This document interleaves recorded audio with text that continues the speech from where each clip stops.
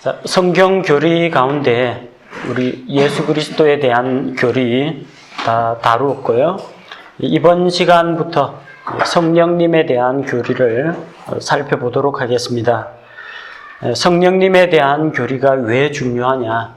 무엇보다도 성령께서는 하나님이시기 때문에 그렇습니다. 우리가 아버지 하나님을 아는 것과 같이 예수 그리스도를 아는 것이 필요하고, 마찬가지로 삼위일체이신 하나님 가운데 성령 하나님에 대해서도 알 필요가 있습니다.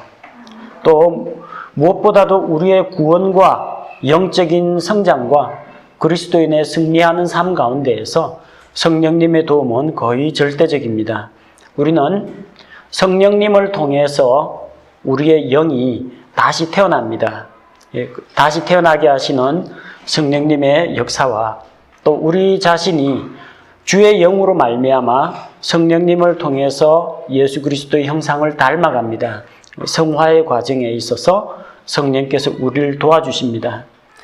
또한 영적인 전쟁에서 승리하는 비결도 성령께서 진리의 말씀을 통해서 우리를 무장시키시고 영적 싸움에서 이기게 하시기 때문에 성령님의 도움을 받아야 합니다. 그러자면 성령님이 어떠한 분인지 잘 알고 또 우리가 성령님에 대해서 더 깊이 바르게 이해할 필요가 있다는 겁니다. 또한 성령님은 교회를 세우시고 교회를 영적으로 무장시킵니다. 예수 그리스도의 몸 안으로 들어온 모든 성도들에게 성령께서는 각자 주의 몸된 교회를 섬기도록 하기 위해서 믿는 자들에게 은혜의 선물을 주십니다.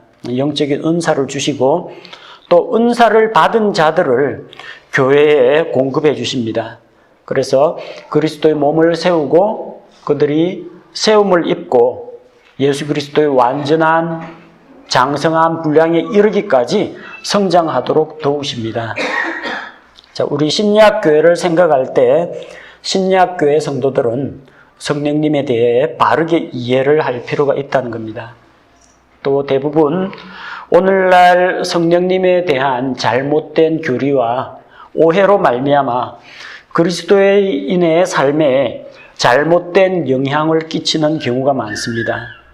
대표적인 예가 성령님을 살아있는 인격체, 하나님으로 여기지 않고 성령님을 영향력으로 여기고 오로지 그분의 영적인 능력만을 구하는 그런 자세, 이건 대단히 잘못된 자세입니다. 성령님을 하나님으로 생각하지 않고 우리를 위해서 일하는, 사역하는 영으로만 생각을 하고 마치 램프의 요정 지니와 같이 필요할 때 문지르기만 하면 나타나서 주인님 무엇을 도와드릴까요? 하는 종처럼 부리려고 하는 그런 자세를 가진 사람도 있습니다. 또 성령님에게 속한 이런 신비한 여러 가지 능력들이나 성령님의 사역에 대해서 신비주의적인 그런 체험을 강조하는 이 은사주의 운동, 이런 것들에 대해서 우리가 바르게 분별하기 위해서도 성령님이 누구시며 어떠한 분이시며 무엇을 하시는 분인지 체계적으로 이해할 필요가 있습니다. 자, 먼저 우리가 바르게 알아야 할 부분은 성령님께서 영향력인가 인격체이신가 하는 부분입니다. 성령님이 과연 살아있는 인격인가 아니면은 에너지, 기운, 영향력인가 하는 것입니다. 성령 하나님은 삼위일체 하나님 가운데에서 셋째 위격에 계신 분입니다. 이 셋째라는 것은 첫째, 둘째, 셋째의 서열이나 순서를 말하는 것이 아닙니다. 권력과 영광의 순위나 서열을 말하는 것이 아니고 성부 하나님과 성자 하나님과는 구별되는 독립된 인격체라는 의미입니다. 성령님은 독립된 존재입니다. 신약 성경에는 삼위일체 하나님이 각각 뚜렷하게 구별되어서 등장하고 있습니다. 예수님께서 침례를 받으실 때 하늘에서 음성이 들리죠. 이는 내 사랑하는 아들이요 나의 기뻐하는 자다. 성부 하나님이 말씀하셨고 성자 예수님은 물에서 침례를 받고 물속에서 올라오시고 공중에는 성령 하나님께서 비둘기와 같은 형상으로 임하시는 것을 볼 수가 있습니다. 따라서 삼위일체 하나님은 명백하게 구별되는 인격체라는 겁니다. 세 인격체지만 이 세 인격체가 한 하나님을 구성한다는 것, 요한일서 5장 7절 말씀에서 우리가 확인할 수가 있습니다. 예수님께서 제자들에게 지상 사명을 주실 때 마태복음 28장 19절에서 아버지와 아들과 성령의 이름으로 침례를 주라고 했습니다. 막연하게 하나님의 이름으로라고 하지 않고 이렇게 아버지, 아들, 성령 따로 독자적인 인격체를 구성하고 있다는 것을 보여주셨습니다. 또한 요한복음 16장 14절에서 성령님께서 하시는 사역은 예수님을 영화롭게 한다고 했습니다. 성령께서는 예수님에게 영광을 돌립니다. 만약 하나님이나 예수님이나 성령님이나 다 똑같은 분이라면 자기가 자기에게 영광을 돌리지는 않겠죠. 이 둘은 서로 구별되는 존재이기 때문에 성령께서는 예수님에게 영광을 돌릴 수가 있는 것입니다. 수많은 현대 은사주의 집회들 가운데에서는 예수 그리스도에게 영광을 돌리지 않고 성령님에게 영광을 돌리는 경우가 많습니다. 그래서 우리가 아는 빈야드 운동이라든지 캐더린 쿨만 같은 안녕하세요 성령님 이런 책들을 보면은 예수님은 배제되고 말씀은 배제되고 성령님 오시옵소서, 성령님 영광 받아주옵소서, 성령에게만 온갖 관심을 집중하는 이런 집회들이 많습니다. 그래서 이런 자기 성령께서 오로지 영광을 받으시고 예수 그리스도에게 영광이 돌아가지 않는 그런 집회는 뭔가가 잘못된 것이고 거기에서 역사하는 영은 성령님이 아닌 다른 영일 가능성이 대단히 높다는 겁니다. 성령님은 자기 스스로 영광을 취하지 않으십니다. 예수 그리스도를 드러내시고 예수 그리스도께서 영광을 받으시도록 하는 것이 성령님의 사역입니다. 창세기 24장에서는 아브라함이 자기의 늙은 종을 보내서 아들 이삭을 위해서 신부감을 데려오라고 합니다. 주인의 명을 받아서 이 늙은 종은 이제 이삭의 신부감을 찾아서 바다나람 시리아 쪽으로 갑니다. 이 늙은 종은 리브가를 만나서 주인의 아들의 짝을 지어주려고 합니다. 이 늙은 종은 오로지 그 이삭의 신부를 데리고 와서 아들 이삭에게 넘겨주는 역할을 합니다. 리브가를 자기가 취하는 게 아닙니다. 자기는 종으로서 드러나지 않게 섬기는 일을 하고 이 종의 사역을 통해서 누가 영광을 받습니까? 아들 이삭에게 모든 영광과 혜택이 다 돌아가도록 합니다. 마찬가지로 오늘날 성령님의 사역도 하나님께서 성령님을 보내셔서 그분의 아들 예수 그리스도의 신부감, 그 신약교회 성도들을 찾아오게 하십니다. 말씀을 통해서 복음이 선포되는 곳마다 말씀이 있는 곳에 성령께서 역사하셔서 각 사람의 마음이 말씀의 찔림을 받아서 회개하고 돌아와서 아들이신 예수 그리스도의 신부가 되도록 성령께서 인도하십니다. 성령께서는 예수 그리스도가 영광을 받으시기를 원하시는 것입니다. 자, 성령님은 에너지나 기운이 아닙니다. 살아있는 인격체입니다. 오리겐과 같은 학자나 여호와의 증인에서는 성령님에 대해서 하나님에게서 나온 기운, 에너지로 파악을 합니다. 따라서 성령님은 하나님이라고 인정을 하질 않습니다. 그러나 성경에는 성령께서 사람과 똑같은 지성과 감성과 또 의지를 가지고 계신 인격체이신 것을 보여주고 있습니다. 우리 지정의를 갖춘 존재를 인격체라고 하죠. 성령께서 오셔서 하시는 사역을 보시기 바랍니다. 요한복음 14장 26절에서 성령께서는 예수 그리스도께서 말씀하신 모든 것을 기억나고 생각나게 만들어 주십니다. 지적인 능력이 있다는 거죠. 성령은 진리의 영입니다. 성령께서 오셔서 예수님의 제자들을 진리 가운데로 인도하신다고 했습니다. 그리고 이런 활동들을 통해서 성령은 지성을 갖춘 존재임을 알 수가 있습니다. 에너지나 기운은 스스로 지성을 갖고 있지 않습니다.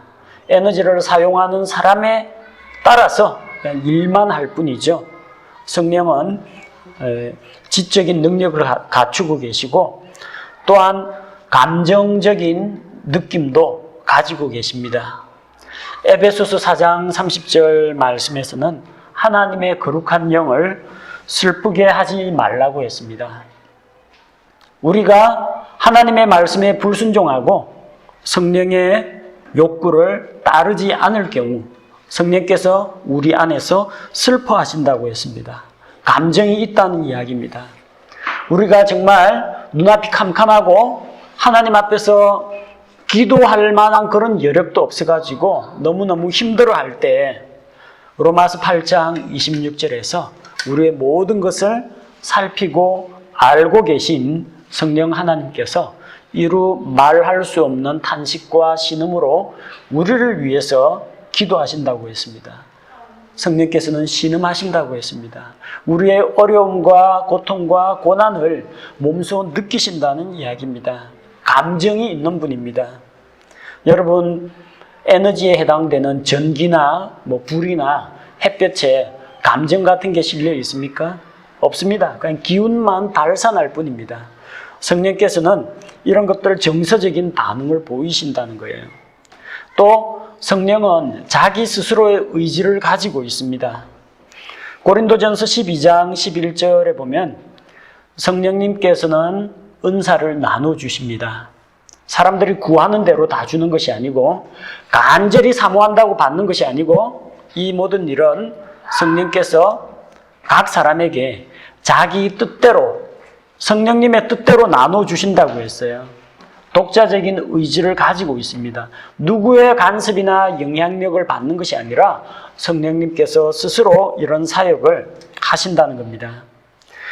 사도행전 13장 2절에 보니까 안디옥 교회에 섬기는 자들이 여럿 있었는데 그 가운데에서 복음 선교 사역을 위해서 바나바와 사울, 곧 바울이죠. 이 두 사람을 따로 세우라고 성령께서 말씀하셨습니다.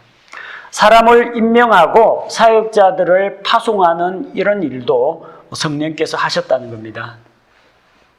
바울이 복음을 전하려고 소아시아 지방, 이 터키 지방, 지중해 연안에 있는 도시들을 돌아가면서 그쪽으로 가서 복음을 전하려고 하는데 성령님께서 막으셨습니다. 그쪽은 아니라 하고 막으셨어요. 왜 막으셨느냐? 그쪽 가면 나중에 그 이슬람 세력 됩니다. 그 이슬람 세력에 막혀서 복음이 더 이상 진보를 못하게 됩니다. 조금 더 가면 히말라야 산맥 넘어야 됩니다. 인도에 있는 온갖 잡스러운 종교 이걸 다 거쳐야 돼요. 그렇게 해가지고는 복음이 땅끝까지 전파될 수가 없습니다. 그래서 그쪽이 아니라고 막으시고 밤에 꿈을 꾸었는데 마케도니아 사람 하나가 이리로 건너와서 우리를 도우라고 합니다. 그래서 마케도니아로 건너가고 거기에서 첫 번째 도시 빌립보 지방에 가서 복음을 전합니다. 그래서 이 그리스, 이탈리아 이쪽 지중해 연안 쪽을 해서 유럽 쪽으로 복음이 들어가요. 어디로 다시 들어갑니까? 다시 영국으로 들어가고 대영 제국, 해지지 않는 나라. 거의 전 세계적인 영향력을 미치는 영국을 통해서 복음이 전파되고 영국에서 미국으로 들어가고 미국에서 전 세계로 지금 역으로 중동 지방까지 한 바퀴 돌아서 들어가고 있습니다. 복음 선교의 방향을 결정하는 것이 성령님에 의해서 이루어졌다는 겁니다. 독자적인 계획과 의지를 가지고 추진하시는 능력이 성령님에게 있다는 이야기입니다. 에너지나 기운은 그 사람이 어느 방향으로 물줄기를 쏘아보내느냐, 어느 정도 크기의 불길을 일으키느냐에 따라서 움직이기 마련이지만 성령께서는 독자적인 의지를 가지고 일하시는 것을 볼 수가 있습니다. 성경에서 성령님이 등장할 때는 인칭 대명사로 나타낼 때는 언제나 he라고 나옵니다. 남성 대명사로 나타납니다. 무생물로 나타나지 않고 he라고 나타난다는 것은 이분이 인격체라는 것을 보여주십니다. 또 성령께서는 독립적인 한 인격체로 다른 존재와 구별되는 그런 인격체로 나타납니다. 사도행전 5장 3절에 아나니아가 주의 영을 시험하고 속이려고 합니다. 성령님을 속이려고 합니다. 에너지나 기운을 속인다는 이야기는 있을 수가 없죠. 인격체, 들어보고 판단하고 의사결정을 내리는 그런 존재에게는 속이거나 속건하는 게 가능합니다. 그래서 사람들이 성령님을 속이려고 했다는 거, 이걸 보면 그분이 인격체라는 걸 알 수가 있죠. 또 마태복음 12장 31절에는 성령님을 거슬러서 신성 모독하는 그런 일도 일어난다고 했습니다. 성령님은 사람들로부터 모독을 당하기도 한다는 겁니다. 자, 인격체이기 때문에 모독을 받거나 말거나 할 수가 있다는 겁니다. 사도행전 7장 51절 스데반의 설교에서 이스라엘 사람들은 마음을 완악하게 먹고 성령님을 거역했습니다. 자, 성령님께서는 사람들로부터 거부당하기도 하셨다는 겁니다. 또한 에베소서 4장 30절 하나님의 거룩한 영은 슬퍼하기도 하십니다. 자, 이게 성령께서 인격체라는 증거고, 또 그분께서는 다른 위로자, 예수님도 위로자였지만 또 다른 위로자라고 했는데 위로자가 되셔서 우리 성도들에 대해서 위로와 평안을 주시는 분이라는 겁니다. 누가 다른 사람을 위로할 수 있습니까? 살아있는 인격체이어야만 다른 사람을 위로할 수가 있습니다. 자, 그렇다면 성령님이 살아계신 인격이라는 건 알겠는데 성령께서도 성부 하나님과 성자 예수님과 마찬가지로 하나님이신가 하는 겁니다. 자, 성령님은 하나님이십니다. 무엇보다도 삼위일체 하나님 가운데 한 분이시기 때문에 완전한 신성을 갖춘 인격체임을 알 수가 있습니다. 또한 성경이 성령님께서 이 신성을 갖추신 하나님이라는 사실을 보여줍니다. 자, 사도행전 5장 3절에 보니까 아나니아와 삽비라의 거짓말 이야기가 나오죠. 사도행전 5장 3절에서 베드로가 아나니아를 책망합니다. 내가 성령님께 거짓말을 하고, 누구에게요? 성령님께 거짓말을 했다고 했어요. 4절에 내가 사람들에게 거짓말하지 아니하고 하나님께 하였도다. 하나님께 거짓말하였다고 이야기합니다. 3절에서는 성령님께 거짓말했다고 했고 4절에서는 하나님께 거짓말을 했다고 했어요. 성령께서 곧 하나님이시라는 직접적인 언급을 찾아볼 수가 있습니다. 또 하나님이시라면 하나님께서 하시는 그런 사역들을 할 수 있어야 합니다.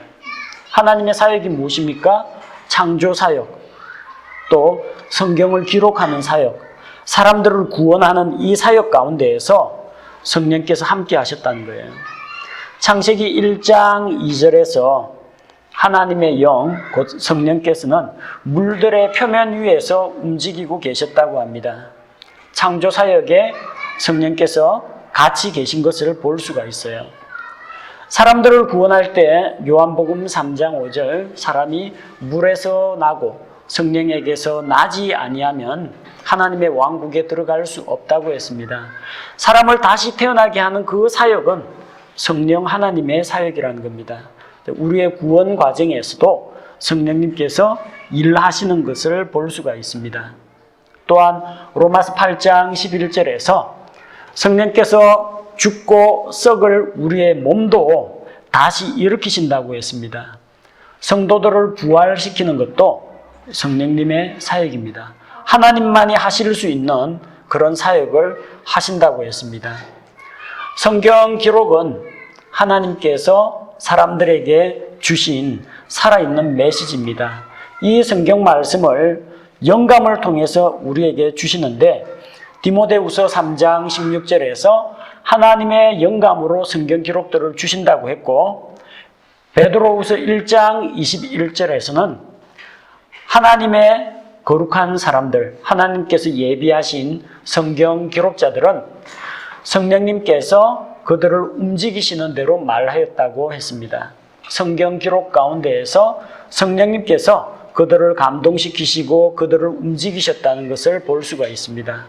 자, 이런 성령님의 사역을 우리가 살펴볼 때 이 성령님은 하나님으로서의 일을 하셨다는 것을 알 수가 있죠.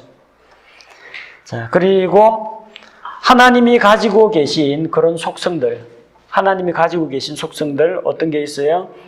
전지하시고 전능하시고 무소부재하시고 영원하시고 위대하시고 영광 가운데 계시고 사랑과 긍휼이 풍성하시고 이런 속성들을 우리 공부한 바가 있습니다. 자, 성령 하나님께서도 동일한 속성들을 갖추고 계십니다. 로마서 15장 19절에서는 이 사도 바울의 사역은 누구를 힘입어서? 성령님의 능력을 힘입어서 이 모든 것을 이루었습니다. 성령님께서는 자신의 능력을 가지고 계신 분입니다. 전능하신 하나님의 속성을 성령께서 가지고 계십니다. 이사야 40장 13절 이 세상을 창조하실 때 누가 주의 영을 지도하고 가르쳤느냐? 아무도 성령님을 가르친 분이 없습니다. 이 모든 우주 만물에 대해서 하나님으로서 성령께서 모든 지식을 갖추고 계신 분입니다. 고린도전서 2장 10절 말씀과 같이 성령은 모든 것, 곧 하나님의 깊으신 것이라도 다 헤아릴 수 있고 이해하실 수가 있는 분입니다. 지적인 능력을 갖추고 있어요. 전지하신 하나님이 아는 것, 성령 하나님께서도 알고 계십니다.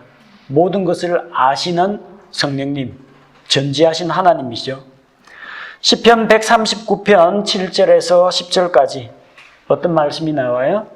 내가 주의 영을 떠나서 어디로 가겠습니까? 주의 영을 떠나서 피하여 숨을 데가 없다는 겁니다.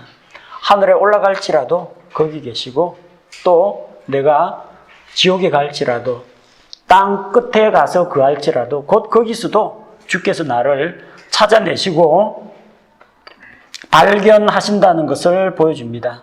성령님은 편재하시고 무소부재하시다는 것을 알 수가 있습니다. 자, 히브리서 9장 14절 말씀에서는 우리가 믿는 이 성령 하나님께서는 영원하신 성령이라고 했습니다. 예수님께서는 영원하신 성령을 통해서 자신을 점없이 하나님께 자신의 피를 드렸습니다. 영원하신 성령님, 영원이라는 개념은 유한한 창조물에게는 적용되지가 않습니다. 창조물 가운데 창조된 이후부터 영존하는 것은 있지만 영원이라는 것은 지금으로부터의 먼 미래까지가 아니라 영원 이전과 영원 이후 전체를 다 아우르는 그런 개념입니다. 성령님은 영원하신 하나님입니다. 온갖 이 세상에 있는 것들이 창조되기 이전에 하나님과 함께 계셨던 영원하신 분입니다. 하나님의 대표적인 속성을 우리가 뭐라고 합니까? 하나님의 거룩하심이라고 합니다. 사랑, 공의, 그리고 긍휼, 평화, 인내 여러 가지 속성들이 있지만 하나님의 가장 대표적인 속성을 꼽으라고 하면은 거룩한 하나님, 우리가 그렇게 꼽고 있습니다. 에베소서 4장 30절 역시 하나님의 거룩한 영을 슬프게 하지 말라고 했습니다. 하나님의 영은 거룩하십니다. 성령님은 거룩하십니다. 거룩이라는 그 의미는 이 거룩이라는 속성은 하나님에게만 해당됩니다. 우리가 때로는 성경 가운데 거룩한 입맞춤으로 서로 문안하라. 하나님의 거룩한 천사들, 거룩한 손을 들어 기도한다 이런 표현이 나오지만 여기서 말하는 거룩은 본질적인 거룩이 아닙니다. 거룩하신 하나님을 위하여 특별히 따로 떼어서 구별했다라는 의미지 그 자체의 본질적 속성이 거룩은 아니라는 겁니다. 온전히 본질적으로 거룩한 존재는 하나님 이외에는 없습니다. 성령 하나님은 하나님과 마찬가지로 거룩하신 분이라는 겁니다. 권능과 영광과 신성, 성부, 성자, 성령이 동일합니다. 동등합니다. 다만 하시는 역할과 맡으신 부분이, 맡으신 사역이 다를 뿐입니다. 일반적으로 성부 하나님께서는 전체를 총괄하고 아우르시고 지휘하시고 계획하시는 그런 일을 하십니다. 그러면 집행은 누가 하느냐? 몸으로 뛰면서 일을 하시는 분은 성자 예수님이십니다. 그리고 성령님께서 마무리 작업, 다듬고 완성시키는 일을 하십니다. 하나님의 창조 사역에 있어서 하나님 자신의 영광을 위해서 이 세상을 창조하실 때 하나님께서 이 모든 것을 계획하고 설계하셨습니다. 그리고 자신의 진리의 말씀으로 창조하셨습니다. 하나님께서 빛이 있으라 하고 말씀하시니까 빛이 있었습니다. 하늘에 있는 궁창에서 또 물들에서 이 물고기와 새들이 나오라고 하니까 나옵니다. 땅은 그 가운데서 식물을 내라고 말씀하시면 이루어집니다. 말씀으로 창조하셨습니다. 그래서 요한복음 1장 3절에 처음에 계신 그 말씀이 없이는 아무것도 창조된 것이 없다. 말씀으로 창조됐다고 했습니다. 창조 사역을 직접 실행하신 분은 하나님의 말씀이신 예수 그리스도시라는 겁니다. 그런데 그 모든 것을 만드시고 마무리 작업을 누가 하셨느냐? 하나님의 영께서는 물들의 표면 위에서 움직이셨다고 했습니다. 이거는 새가 둥지 위에서 날개를 치면서 둥지를 보호하고 쓰다듬는 그런 장면을 나타냅니다. 욥기 26장 13절에서도 우리 곧 배우겠지만 성령께서 하나님께서 만드신 그 궁창을 아름답게 단장하신 것을 볼 수가 있습니다. 이 창조 사역의 마무리 완성 작업은 성령님의 사역이라는 겁니다. 구원 사역 마찬가지입니다. 하나님께서 계획하고 설계하셨습니다. 구원 계획을 창세전에 이미 마련하고 계셨습니다. 근데 이 구원을 위해서 누가 십자가를 지고 대신 피 흘려 죽으셨습니까? 집행하신 것은 예수님입니다. 예수님이 자신을 대신 속죄의 제물로 내어주셨습니다. 그리고 마지막 마무리 작업은 성령께서 하십니다. 성령님께서 우리 구원의 보증이 되시고 구속의 날까지 우리를 봉인해 두셔서 우리의 구원이 안전하도록 지켜주시는 역할을 합니다. 자, 이런 사역들을 보면 성령께서는 성부 하나님, 성자 예수님과 같이 협동해서 사역을 하신다는 것을 알 수가 있습니다. 자, 이런 성령님에 대해서 우리가 지켜야 할 부분은 말씀에 근거하여 성령님의 원하시는 바, 성령님의 욕구에 우리가 순종하는 것입니다. 성령님에 대해서 성경에서는 몇 가지 경고의 말씀, 경계를 주고 있습니다. 첫 번째는 성령님을 거역하는 겁니다. 사도행전 7장 51절 스데반이 이스라엘 백성들에 대해서 책망하는 내용이죠. 너희가 어찌하여 성령님을 거역하여 목을 굳게 하고 완악하게 대하느냐. 성령님을 거역하는 자들이 있다는 겁니다. 성령께서 하시는 사역이 있습니다. 요한복음 16장 8절에서 9절 그가 오셔서 죄에 대하여, 의에 대하여, 심판에 대하여 세상을 책망하신다고 했습니다. 성령께서 이렇게 죄에 대해서, 의에 대해서, 심판에 대해서 책망하실 때 마음의 찔림을 받아가지고 회개하고 돌이켜야 되는데 믿지 않고 거부하는 것이 바로 성령님을 거역하는 것입니다. 성령님을 거역하는 그런 죄를 저질러서는 안 됩니다. 자, 두 번째는 성령님을 향한 신성 모독입니다.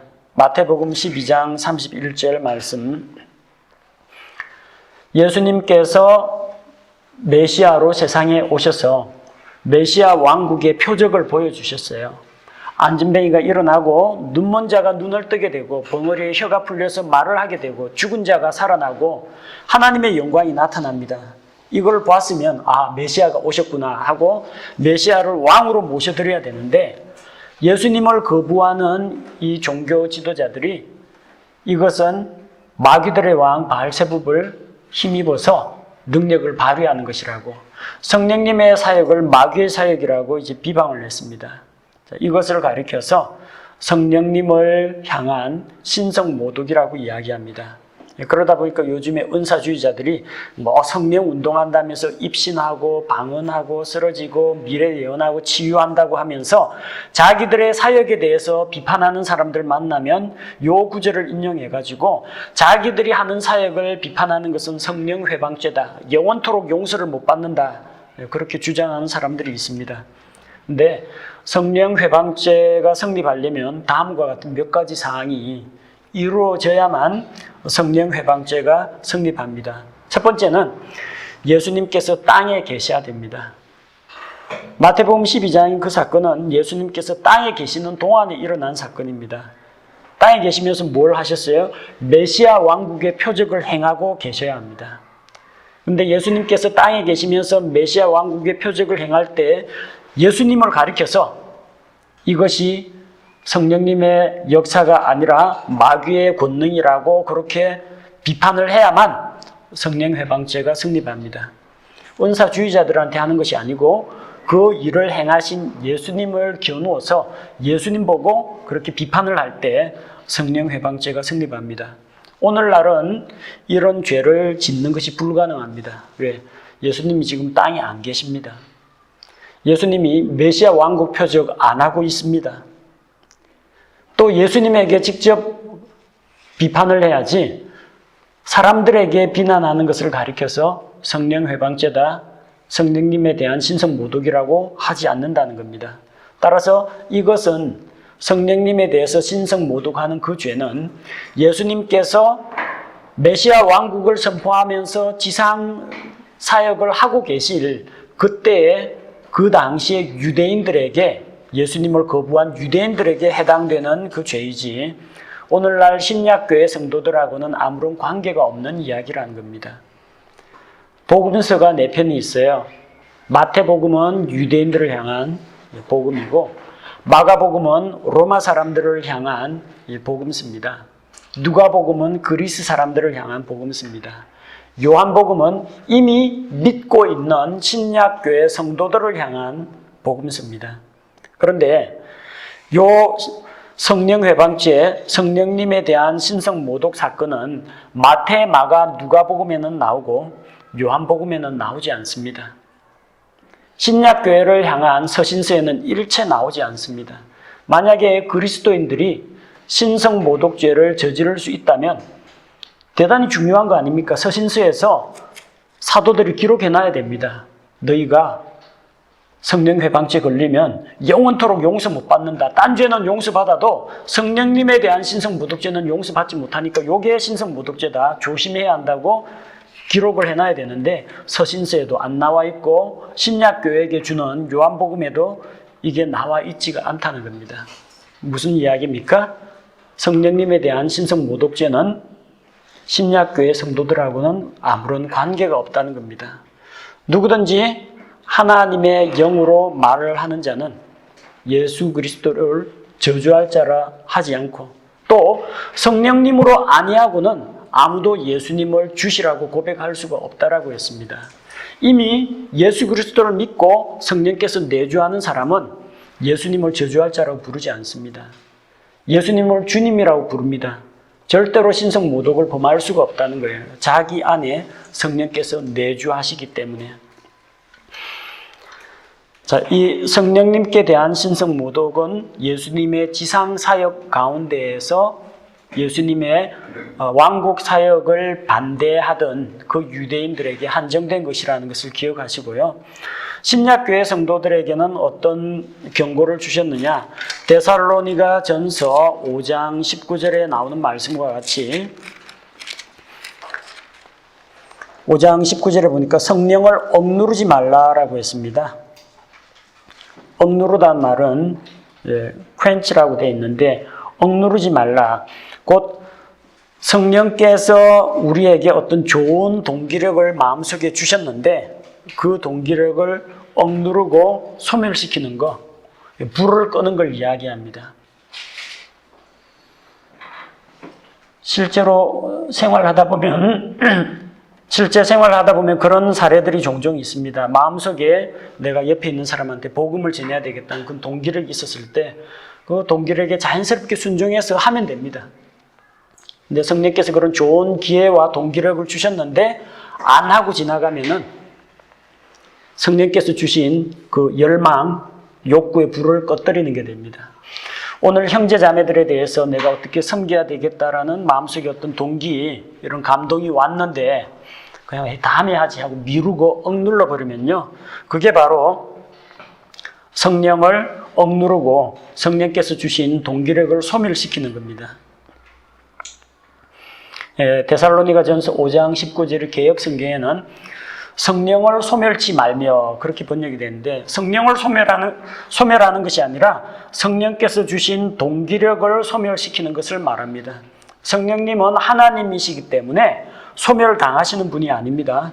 성령이 소멸당하는 게 아니라 성령께서 주신 좋은 동기력, 좋은 마음이 나의 불순종으로 말미암아 억제당하는 걸 말합니다. 또 에베소서 4장 30절 하나님의 거룩한 영을 슬프게 하지 말라고 했습니다. 구속의 날까지 그분 안에서 우리가 봉인이 되었기 때문입니다. 죄와 불순종을 선택할 때, 하나님의 말씀을 따르지 아니할 때, 우리 자신을 성령님의 통제하에 두지 않을 때 성령께서 우리 안에서 슬퍼하십니다. 자, 성령님을 슬프게 하지 말라고 했습니다. 그 다음에 사도행전 5장 3절 4절 말씀과 같이 아나니아와 삽비라의 경우 하나님에 대해서 거짓말하는 것. 물론 하나님이 우리 거짓말에 속아 넘어가지 않습니다. 그러나 그럼에도 불구하고 스스로 자기 자신을 속이는, 자기의 양심을 속이는 그런 일들이 일어난다는 것을 성경이 보여주고 있습니다. 자기 자신을 속이면 안 됩니다. 그건 곧 자기의 양심과 또 우리에게 선한 양심을 주신 하나님을, 곧 성령님을 속이는 것입니다.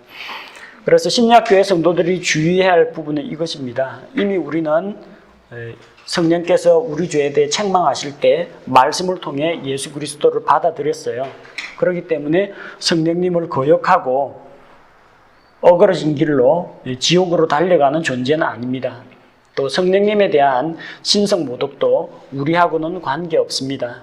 우리는 어떤 부분을 주의해야 합니까? 성령께서 우리에게 주시는 좋은 동기력을 소멸하지 않도록, 성령님을 억누르지 않도록, 내 고집과 욕심이 성령께서 주신 좋은 기회와 성령의 소욕을 억누르지 않도록 해야 하고, 또 성령님을 슬프게 하는 일이 없도록 우리가 죄를 멀리해야 하며, 또한 자기 자신을 속이고 양심과 자기 속에 들어와 계신 성령님을 속이는 일이 없도록 우리가 진리 가운데에서 바르게 행하는 것이 필요합니다. 성령님에 대해서 우리가 바르게 이해할 때 우리 영적으로 성장하고 거룩한 삶을 추구하면서